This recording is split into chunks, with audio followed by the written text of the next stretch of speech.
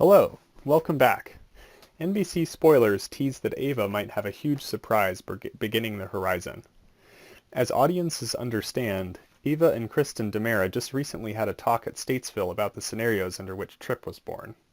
Particularly, Ava thought back about how her dad held her slave and drugged her, then tore Tripp far from her right after he was born.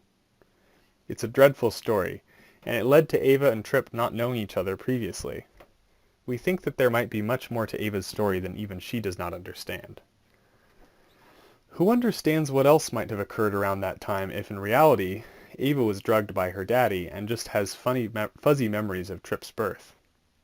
Well, we think that Ava's scenario might have been far various than the story she outlines Tripp being drawn from her.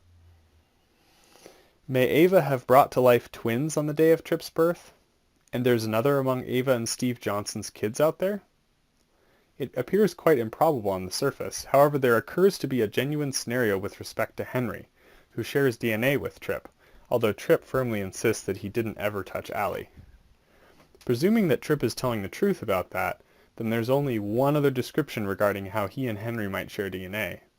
Somebody carefully related to him should be Henry's daddy, and for that reason Allie's opponent.